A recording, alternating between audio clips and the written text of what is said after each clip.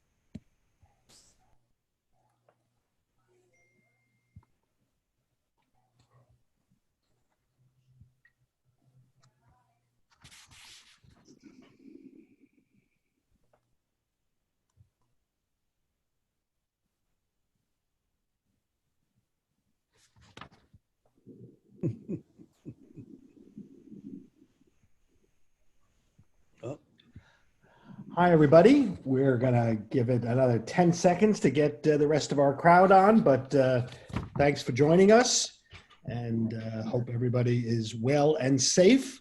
Those of us of a certain age will remember a famous marketing slogan for a long-forgotten television brand. That slogan was, "The quality goes on before the quality goes in before the name goes on." I always thought it was pretty clever, a way to say, hey, our product is well made and superior, and we won't put our name on anything else. Well, it was a terrific tagline, even if the company, Zenith, is no longer around to use it anymore. But it does set the stage, I think, for our conversation this afternoon. How can quality brands tell their stories and be successful in what is certainly the most challenging business environment any of us have ever lived through in our careers? Brands, I think we're going to be talking about today, have taken on new meaning in this business climate, and brand owners need to seize this moment. Because when it comes to buying things, including things like home textile products like sheets and towels, etc., consumers are looking for names and the products they know, they trust, and they believe in. And so that's why I think brands and names we're familiar with are going to be more important in consumer preferences as customers deal with the pandemic and its after effects. And that's what we're going to be discussing for the next hour or so. And we have a terrific group here to talk about how all of this will impact your company and your business for both the immediate future and the somewhat longer term. I'm Warren Schulberg. I'm editor-at-large for Home Textiles Today, and I've spent just a little time in this business. Joining me are three terrific folks who also know a little bit about this subject. Rich Revman is CEO and president of Revman International, which is considered the premier brand resource in home textiles, with such names as Tommy Bahama, Laura Ashley, Ellen DeGeneres, and many, many more. Janee Reis is a retail veteran who spent much of her career helping to lead the Macy's home store, as well as time at specialty retailers, e-commerce, and brand startups specializing in the home categories. And Buxton Midyette, who's vice president of marketing and promotions for SUPIMA, the premium cotton fiber resource that has a significant market positioning within the home textile sector. So together we're going to explore the role of quality brands and how their place in the home textile universe is going to evolve because of their pandemic. Whether you're a retailer or a vendor or a manufacturer or supplier, we hope to provide some information that will help you navigate these unprecedented times. We may not have all the answers, but at least we know what the questions are. So we're thinking you've probably been on a few of these virtual online sessions over the past few months, so you know the drill. Mute your microphone, ask questions on the Q&A tab on the bottom of your screen. And if you're doing something that you don't want anybody else to see, for God's sake, cover up your camera. So let's get started. Rich, I'm going to start with you. Brands and recognizable names, I think, have always been one of the stronger factors in home textile purchasing patterns. Can you talk about why that is and discuss how that may be increasing as shoppers deal with the current pandemic environment? Rich? Okay, well, good afternoon, Warren. Good afternoon, panelists, and everyone who else is listening. Well, I think brands are important. It's certainly important to our company because we've built our business on different brands. But if you really think and analyze what a brand is, it's more or less a reflection. People like a particular brand because it's a reflection of their personality, reflection of their taste. It's really a reflection of their particular lifestyle. And there's a lot of different lifestyles out there, even more so today than maybe there was 20 years ago. People live differently in different regions. So we have, many brands, each one being unique from each other. Each one represents that different lifestyle. We have traditional brands like a Laura Ashley. We have more of a modern brand like a Kenneth Cole, contemporary brand like a Vera Wang, or the coastal tropical look of a Tommy Bahama, and many, many more. So that's important for us to reach that customer who has that particular sensibility. But although each brand is different, brands are important they all share a common theme. They all have great quality.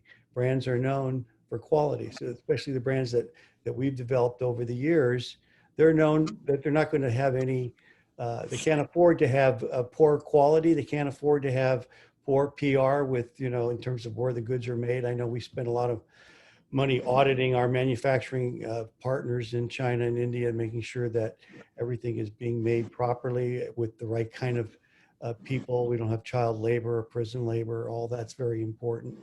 That quality is very important, so people can have confidence that they're not going to get shoddy product. And then when you talk about how is it now with COVID, well, it's been beneficial. I hate to even say it this way, but the COVID situation has been beneficial, particularly to our online business, because we've more than doubled our online business. It's a huge business for us now. It's kept us in business.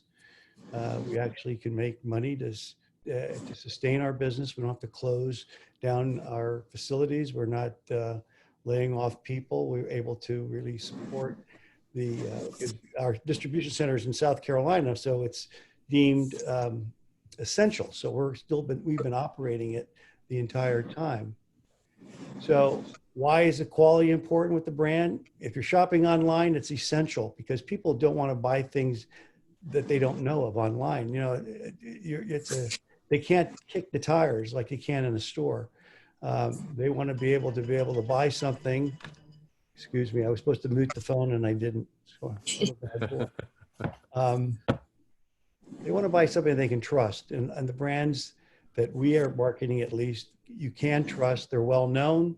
They know that they're going to get the right kind of quality, that the right kind of fit is going to be appropriate. And of course, in the home business, unlike apparel, one of the advantages that we have in home is that a queen size bed is going to fit a queen size bed. It's not like a blouse or a pair of slacks that may or may not fit because everybody has a different tailored look or a different drape.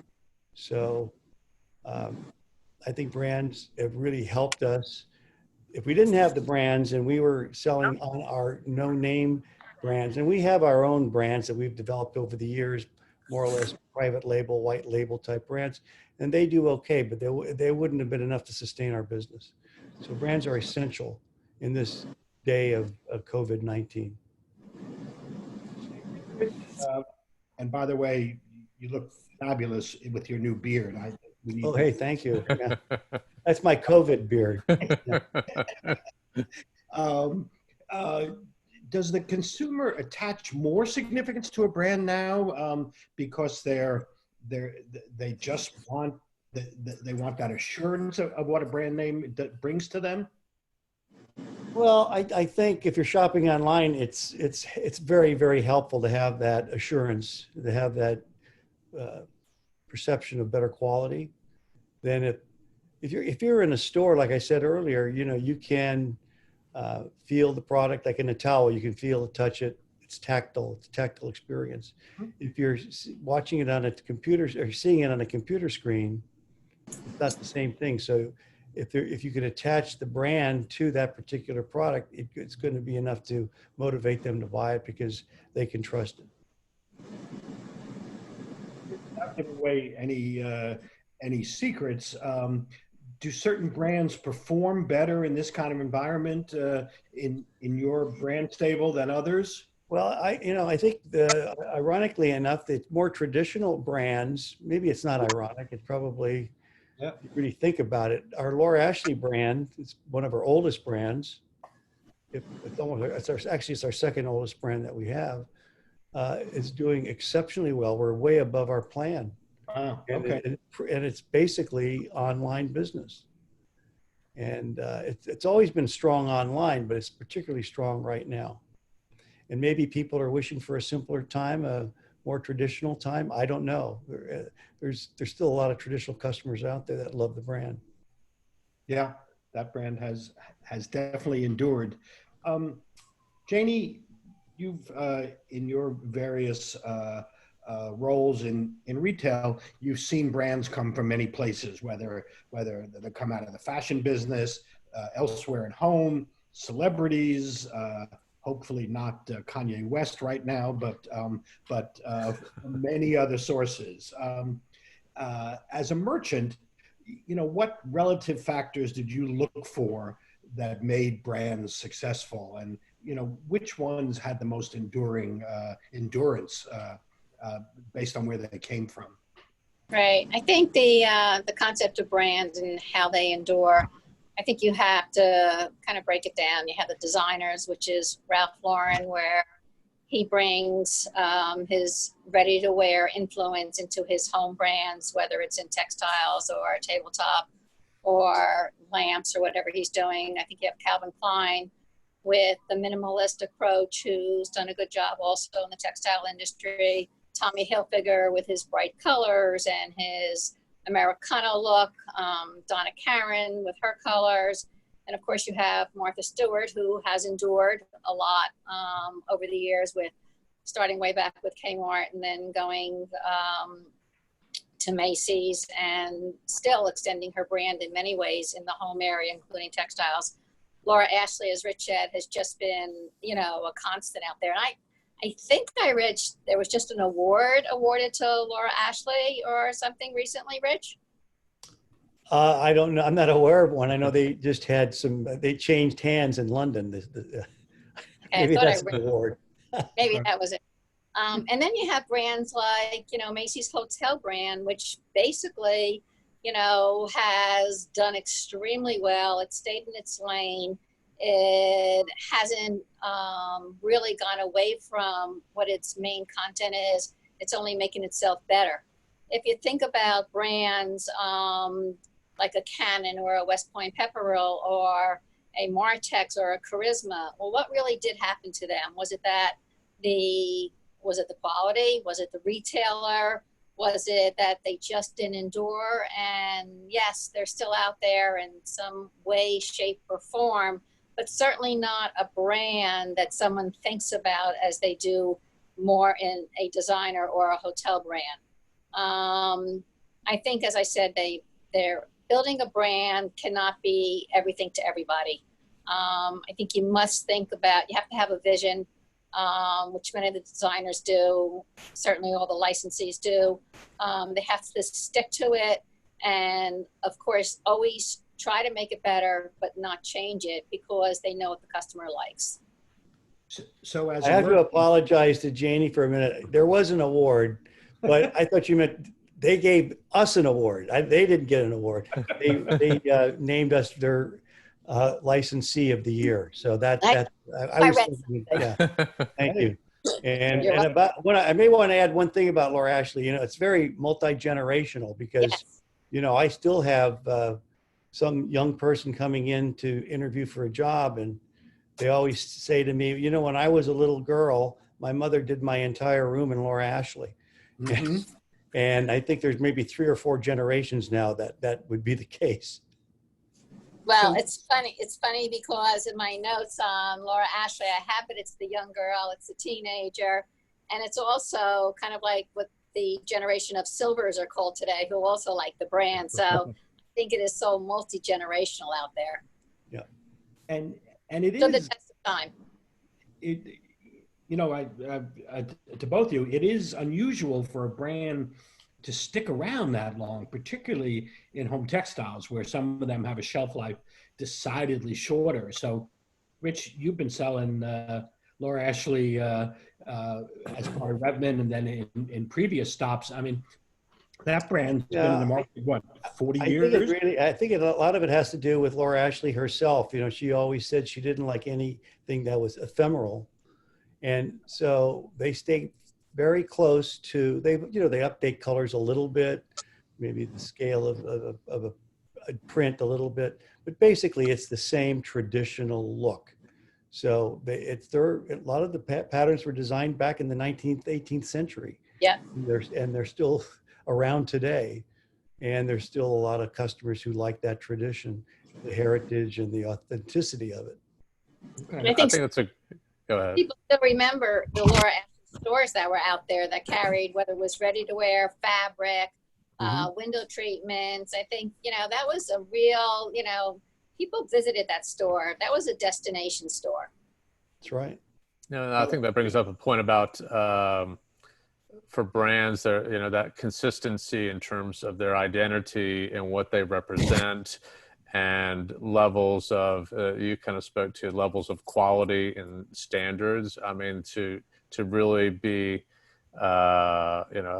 committed to those, to be true to those, and for, that builds that equity with the customer, that they, feel that, they bought it for themselves, then they buy it for their children, and that there's a confidence there, and then they can go online and kind of sight unseen, order it without being worried about shoddy quality or some kind of a misfire in terms of product. I think quality is important. And we just got a comment from one of the folks who's viewing, who said that her niece just bought Laura Ashley sheets to go back to school. So, right. Thank you. I hope the school opens. Yes. So, again, I think we're saying it, but these traditional brands, I mean, is it the equivalent of comfort food? When people wanted mac and cheese and meatloaf, just to have that comfort feeling, is that the role these traditional brands are playing? Well, I think yes, to some extent, but also there's been if you look at a lot of the more recent brands, very few of them are traditional. Yeah. People are going after the more modern, more contemporary looks, more solid colors, more textural, much less traditional. So, if you have a traditional brand that's been around for a long time, that has the authority, the authenticity of like a Laura Ashley, and there's not a lot of competition, you're going to get the majority of the business. Yeah. Right. Well, and when we talk about brands and labels and names, it's not just the brand on the product. There's a lot of other factors that go into it. Product attributes like fiber and fabric and construction and finishes. I think that they do play a role in this process, and obviously SUPIMA has been part of that. Buxton, how do you rate those factors? And again, are they more important now under these conditions than they might have been previously? I think that fibers and branded fibers have always been a tool for brands to help communicate their standards of quality and connect with their customers on that basis, and kind of signals in a way that, for premium placement, and it doesn't even have to be for an expensive brand, price-wise, but to signal to their customers that there's a level of quality and that they can have a level of confidence around. And so, it's one thing that, we see the brands, using a lot, especially why is my queen set of sheets different from another queen set of sheets. Mhm. I mean, you're a little bit more limited. That size is going to be consistent, hopefully, and it will fit your mattress, hopefully. But what's going to be different? What's going to be better about it? And I think that just as customers look to the Ralph Laurens, the Laura Ashleys of the world, they also look at fibers. Now, I will say that it can be more challenging to in terms of the hierarchy of what you share around product attributes.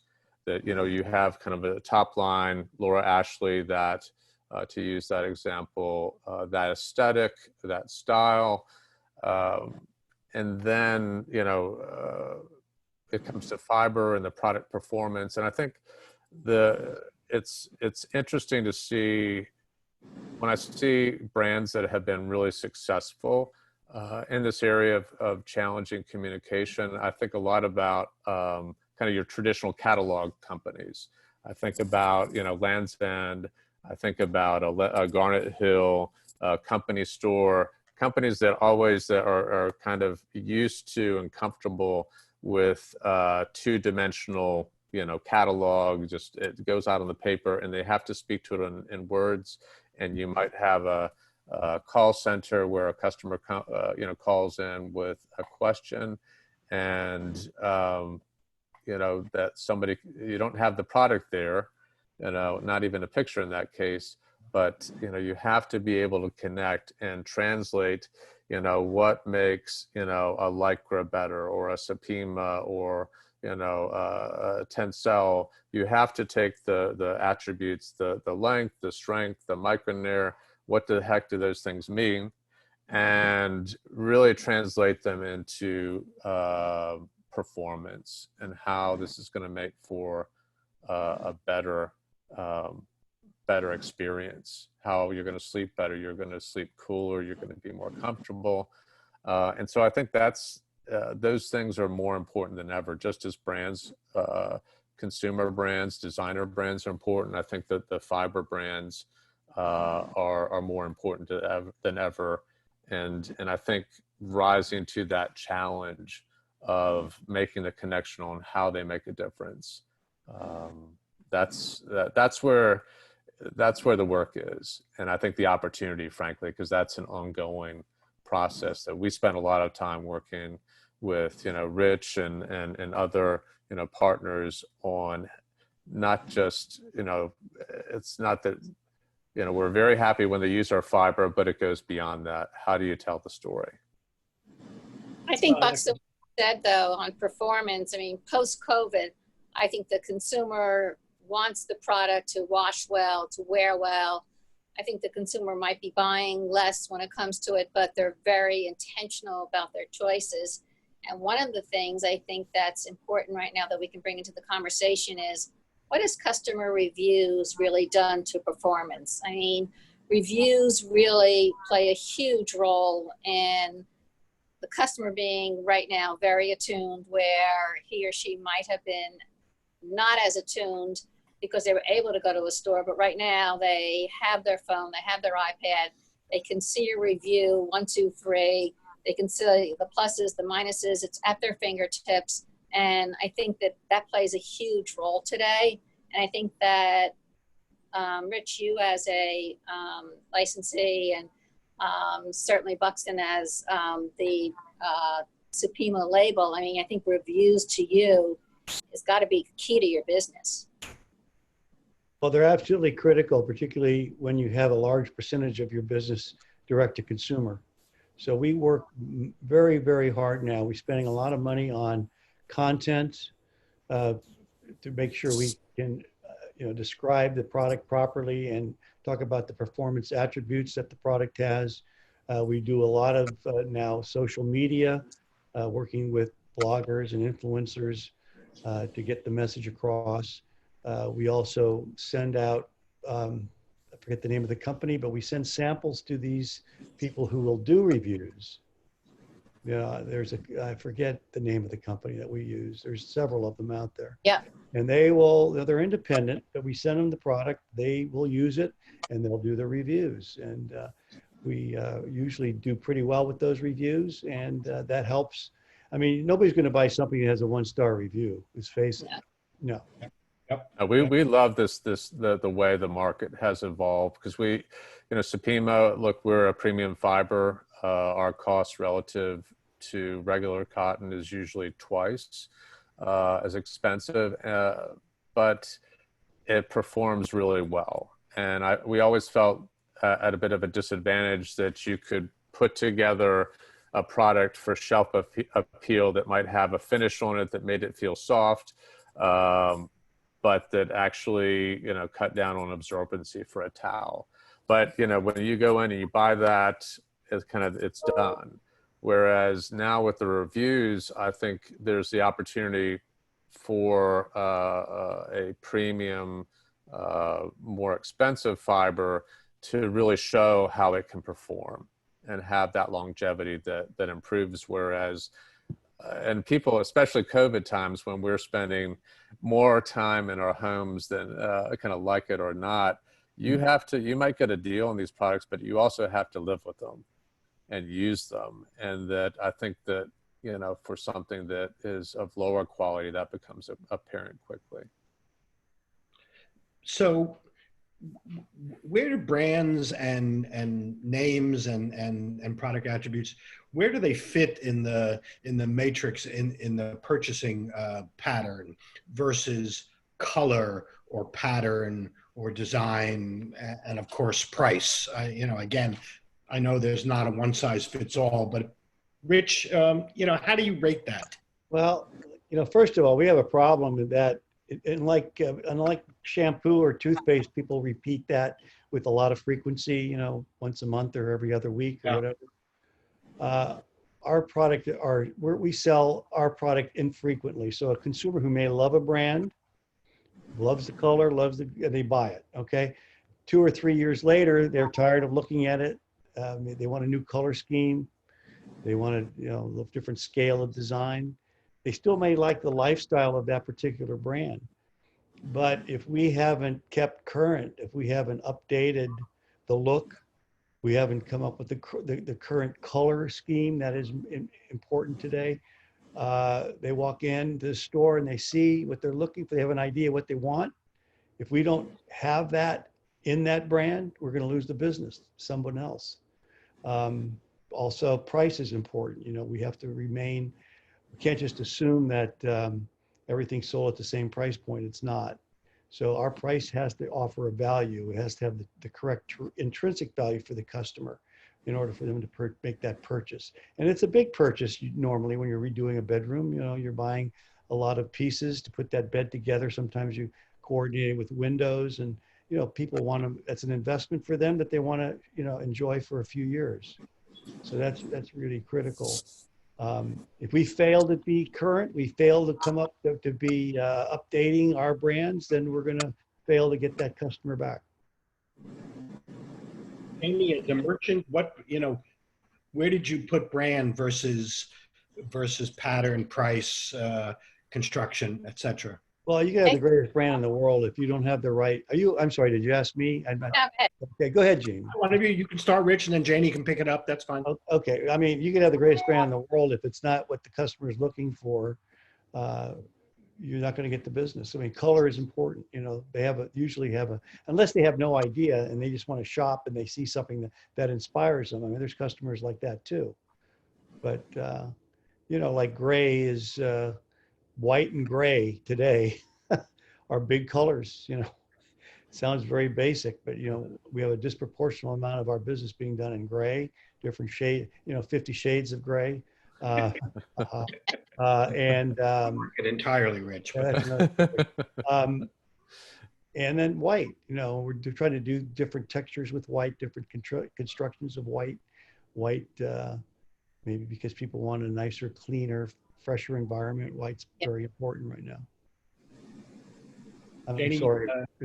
Yeah. No, I mean, especially in the summer, I think white makes you even feel, like it's lighter out there, or it's less, you know, heat driven. I think white is a great fabric. I mean, I just bought a white comforter, so it's a great color that makes you, you know, want to get into your bed or want to go into your bathroom or whatever. I think it's very soothing. I think also that,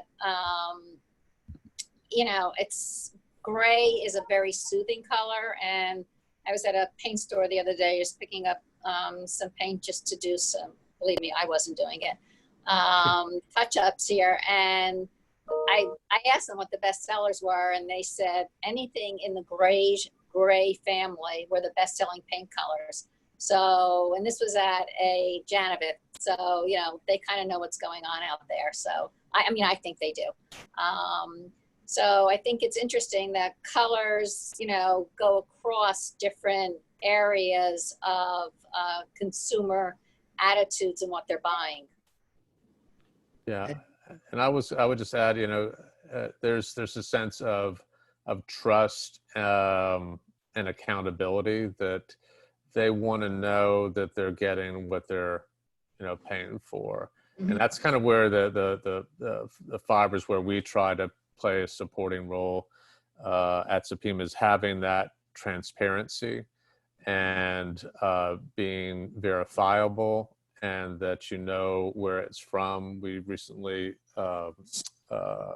you know, introduced technology over the past 2 years where you can trace the fiber back to its origin. So you know where it is, there's no chance of substitution.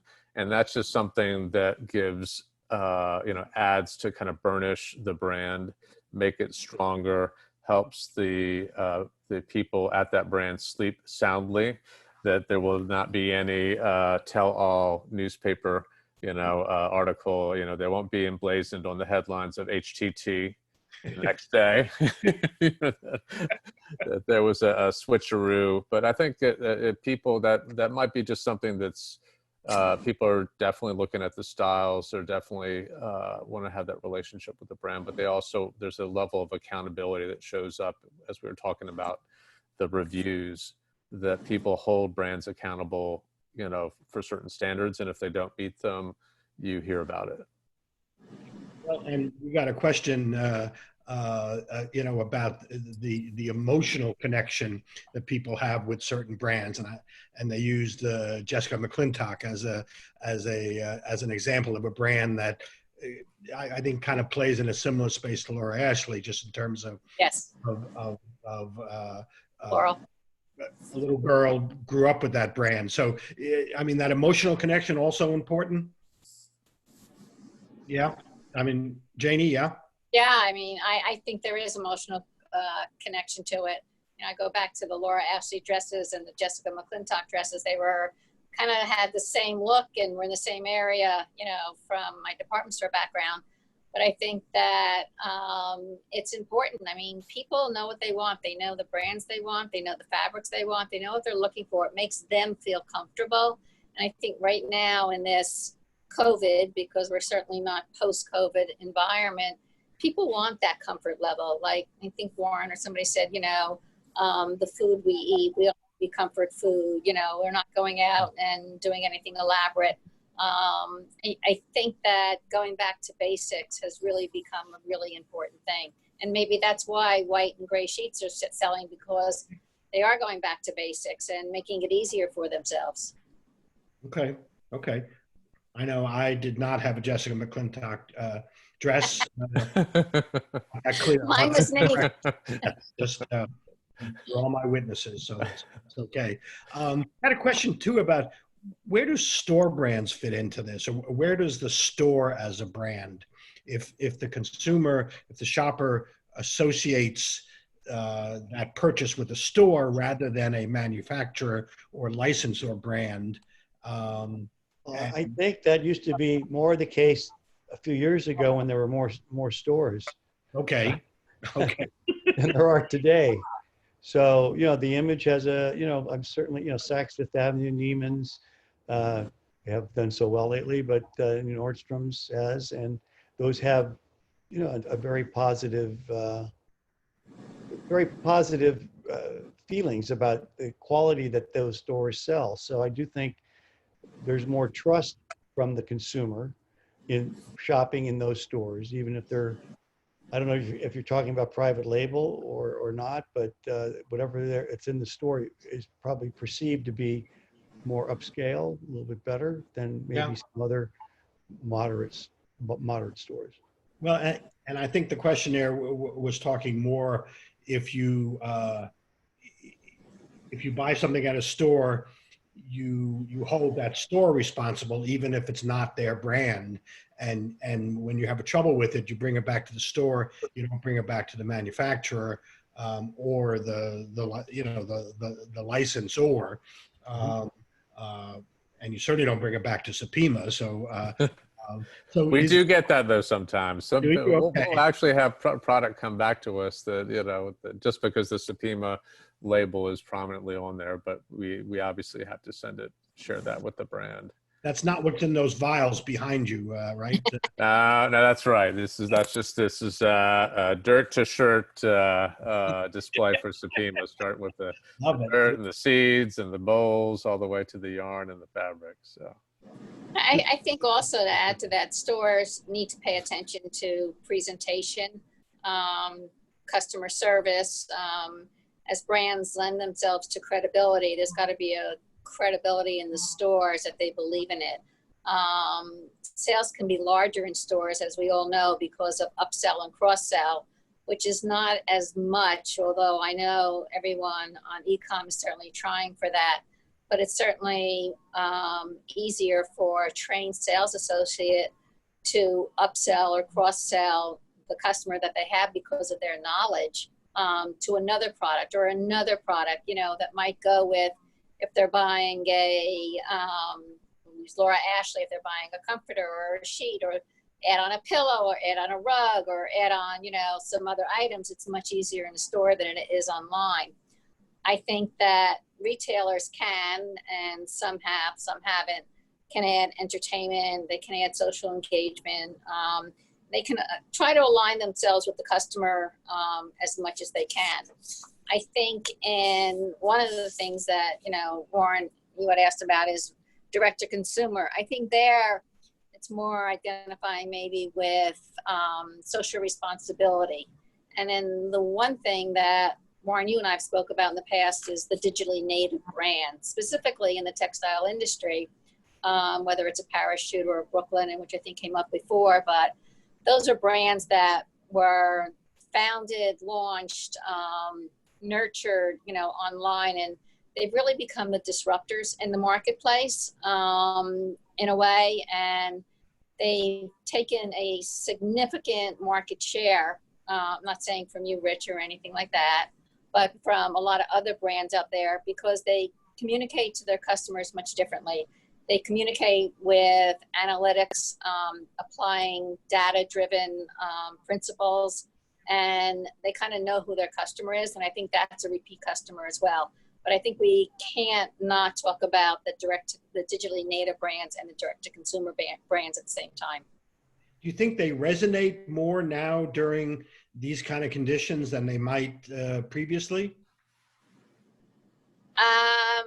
I think in the past, where a lot of these digitally native brands used, and I'm speaking about New York, they've used the subway for their total communication. Every car would have something on Brooklyn or Parachute or whatever the away luggage, whatever the brand was, and everybody was buying it and everybody was talking about it. And it became a real business. I think today it might be a little bit harder to connect with the customer. I think, Warren, we talked about, or we went there together, the store show fields downtown in Soho, where it's a rather large warehouse that has all these digital native brands who are trying to get across their item or their products to the consumer that the consumer's never even heard of the brand. But they've done a good job. They have, and they've been another one that's scrambling to reproduce their experience online, which is kind of ironic, I think. But Rich, you brought up a private label before, so home textile business has a lot of private label, has a lot of store brands. where do they fit in the matrix to the consumer? How important are they? And again, are they perceived more quality, less quality, no difference now? Well, it's been a trend for a long time. It seems to be gaining steam. Did you ask me or? Oh, I asked you, Rich. I'm sorry. Yeah. By the way, I think when you talk about Brooklinen and Bolin Brands or whatever, those ones I hear are that irritate me sometimes on the radio. They are the brand. They are the store. They're one and the same in a way. It's kind of interesting. Yep. But when you look at private label, okay, so now you have Target that is completely as far as their brick and mortar doors are concerned, completely private label. They have a whole department that designs, develops brands. They develop looks and lifestyles. They source it directly. That's total private label, and I think they've done a really nice job. Bed Bath & Beyond announced, I think you were one of the reporters that reported that they're going to be doing more private label. I think they've announced that publicly in their conference calls. They're going to be going more and more to private label. They'll be developing their own organization that will support that effort. Macy's, I mean, let's face it, for the last several years, 60 to 65% of their volume assortment in bedding and in towels with the hotel collection and other brands. And you count Martha Stewart in that at the time, which it was de facto private label. It was all private label. So that it's not like it's a new trend. I think it's been established and it continues to continue. And I think what they're saying is basically we can do as good a job as anyone, and you have to come to our stores because if you want that product, it's exclusively to us and only us. They don't have to compete with anybody else. We all know that's the reason for it. Yep. But the downside of that is if you're not shopping the market, no one person or no one organization has all the ideas. So they become very insulated from what might be happening out there. I mean, most of them do a good job, but they could miss a few things that are important trends that consumers want. And in a sense, they're doing a disservice to their customers if they don't have those trends because they overlook them. So that's the downside. And Rich, you've been around just a couple of years. Thank you. Kind of I've been right there next to you for a couple of years. It's okay. Is this kind of the natural ebb and flow of private versus national brands? Is this just kind of go up and down over the years, and it's a cycle? I think it might be to some degree. I think private brands will stay for sure, but if somebody has a great brand, then I can use the UGG brand at Bed Bath & Beyond, for example. That it's been a great brand for them. It's not a private label, but sell it to them pretty much exclusively. And is that going to sustain itself over the period of time? I don't know. Probably I would think, because of the success it's had, but maybe not. They may make a decision that it's going to go by the wayside. We want to be strictly private label. So we have to wait and see. The other thing too that I want to just mention, we're talking a lot about brands and, the fashion and the trust and the quality and all that. But, performance now is a big key, more than ever before. So even in our own brands, we're taking, like in case of Tommy Bahama, we have this, I'm trying to think of the name of the damn thing, Cool Zone. It's a wicking sheet that will keep you cooler. It's doing extremely well for us. We have, in Kenneth Cole, we have Technicole, C-O-L-E, Technicole. And that is, play on words, but it gets the message across. It's antibacterial. It's some of them are organic. That's another issue, but you haven't asked that question. And I asked somebody else that question, not me. But it's antibacterial, breathable, and there's a few other attributes that it has. but we expect good things from it. So there's a lot of performance attributes that we need to associate with the brand. So it's a combination of the trust, the quality, the fashion of the brand with these benefits that you must have today in order to really be successful, because more so than ever, I think consumers are looking for performance orientation of a product. And it's interesting. I mean, the challenge again to communicate those, and working on the apparel side, one of our big partner brands has been Brooks Brothers, and my colleagues and I at SUPIMA have collectively done breakfast trainings in probably 80 or 90 stores, across the country, going in, spending time with associates, helping them understand how length, strength, fineness in SUPIMA translate to comfort, softness, longevity, color, all those attributes. So now it's trying to take that into a direct-to-consumer environment, and how do you tell like the benefits about technical to that customer. And I've really seen, and for a while I honestly didn't think that was possible to do online, but I've just seen some of these the direct-to-consumer brands like a Casper, who have kind of created a culture where they have their phone banks that you can call in and get very personal service, or like Wayfair is another example where I feel like we were refurbishing our apartment, and I had a bed frame that didn't work, wasn't the right size. I was getting phone calls and follow up to resolve that, and it just made me a customer for life. So it's how do we, in this new environment, with that, I think it really is possible to deliver those benefits and meet the customer in a new way to establish relationships, which I frankly only thought were possible to do in person. Okay, and I think what we're hinting at, and it's one of our questions from a viewer is the whole health and wellness, and are these technological and other product attributes, whether it's organic or all natural, and we know those terms are bantied about a lot and may or may not mean anything ultimately, but is the consumer looking more interested in a product that has that genuine credibility in terms of health and wellness, and Buxton, I know that's been a hook for SUPIMA in terms of its natural play.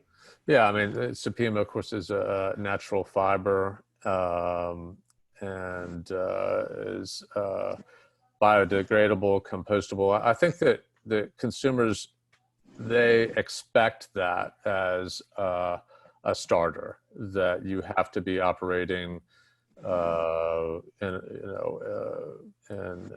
partnership with leading organizations, the environment, ethical compliance, worker compliance. I think that's really where things start. And if you don't meet those basic conditions, they would rather not buy from you. So I think that's really become a baseline that all table stakes brands and ingredient brands have to meet. Yeah. I do question, though, that when you walk into H&M and you can get a pair of jeans for $5, how you think that that's going to meet the the standards? In a way, I guess ignorance can be bliss, and maybe that's a different customer.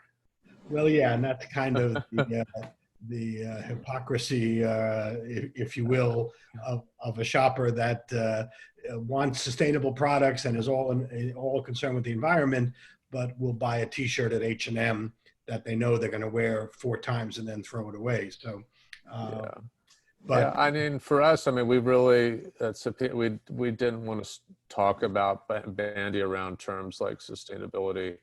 Though we've always, these are multi-generational farms where they're not just growing cotton, but the SUPIMA, they're growing almonds, they're growing tomatoes, they're growing safflower. I mean, the kale, they basically stock the shelves of, Whole Foods, which I guess in a way makes SUPIMA, these are gourmet products, so that makes us a gourmet cotton, so if you will. So, but we really didn't want to dive into and start that discussion until we felt confident that we could be 100% transparent and accountable, and not just to the presence of SUPIMA, but for 100% of the content.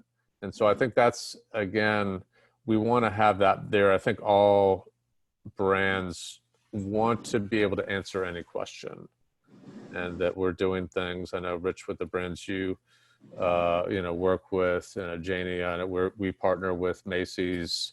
They are very strict when we talk about attributes and claims. You have to have it, the source. Everything gets checked. So I think that's really a starter for brands. Well, we did a great collaboration with SUPIMA. We developed this SUPIMA brand, which we just launched mainly online because of the COVID. But, it's grown in the United States only, which is great. So it's SUPIMA, which is, I think, a good attribute to have.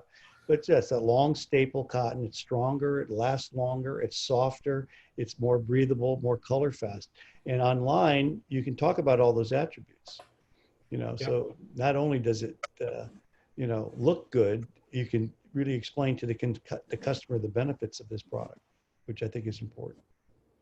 Okay, and that program, I think, has some good qualities, and it's we're not doing a commercial here, but we're taking orders. We're taking orders later. Home Textiles today, if you want to place your order. So we had a question about millennials and Gen Z, and whether they relate to certain types of brands more than others. Do they like legacy fashion brands? Do they like celebrity brands? Do they like something else? And again, I don't know, Rich, with your stable of brands, whether you see any pattern. Yeah, well, we just signed a while ago a brand called Ivory Ella that we launched. It was developed online, basically, with a few college students who had never really met each other, but they all had an interest in saving the elephants in Africa. So they started to talk and communicate online, and they said, well, why don't we make T-shirts and we'll donate whatever we sell, a portion of it, to saving elephants in Africa. Great, noble, wonderful thing to do. And then one thing led to another, and they came up with an apparel line, and we thought, gee, this could be a terrific millennial brand. And so we've launched it. We had a story to tell. It's done okay. I think it's going to take a while. But we're looking for brands that can move that customer. But that customer also tends to be a little fickle after a while. They move from one thing. They migrate from one taste level to another rather quickly. And so they're elusive, I guess. If you can capture it, that's great, but you can't always capture them. And it's hard to predict. I remember when Honda introduced a car called the Element, and it was targeted direct at millennials, and it had all the attributes, all their marketing was to that, and they found out that baby boomers were buying 83% of them. So sometimes you just can't predict stuff. So that's fine, and we're taking questions as we're going along, but we've got a few more minutes. So if anybody else has anything else they'd like to share or ask, please feel free. I guess the ultimate question here is what we're seeing now in terms of shopping patterns during this pandemic, and obviously more emphasis on online, more focus on health and wellness, and I think it's fair to say more focus on familiarity and brands. Is this a seminal change in the marketplace? Is this I do want to make that's a good point. Like I said, we've almost doubled our online business. direct-to-consumer business. And now that stores are reopening, brick and mortar doors are reopening, we're watching closely to see if we will get that trend will spiral down a bit. And it might over time, but so far it hasn't. Okay. And we firmly believe that the direct-to-consumer business has reached a new level. There are customers who shopped during this period of time who never shopped online before. Right. Yep. That learned, and they're saying, wow, this is a good experience for me. And they're going to continue to shop online. I think we've captured them for forever. Yeah, in a way, I feel like, COVID-19 has kind of been the great accelerator for trends that existed before. We were already moving to online. We were seeing more focus on quality as well, less disposable product, and that even at lower price points, they wanted consumers were ranking quality as something high on their list of priorities. So I think, and people are spending more time at home too. They're investing, where they're not spending in some areas, they are spending to, that kind of nesting phenomenon continues, and more than ever now with COVID and the drop in travel. So you think, Buxton, you think a lot of this buying pattern sticks around if and when things ever return to, I hate to say normal, but less crazy. Yeah, I think online continues to strengthen. I think people will enjoy going back into stores when they're open, but I think that online will continue to take a bigger and bigger share of the market. I think e-commerce is, it's moving at a rapid rate, so much more rapid with COVID. More and more people are, as we said before, feeling more comfortable with it. I think big retailers have to look at the way their stores are set up, have to look at how big, what's their footprint, how do they make their footprint smaller, how do they make themselves more important. I think there's no going back to the way that retail was. Even access to stores. I mean, people aren't going to malls. We know that.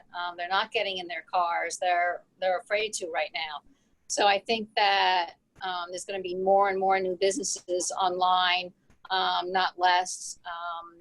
I think one of the things that is important also is for everybody in e-commerce, I think needs to probably look at what they're selling out there and make sure they're giving the customer what they want and not just putting up everything, because the customer wants somewhat edited, but not edited assortment.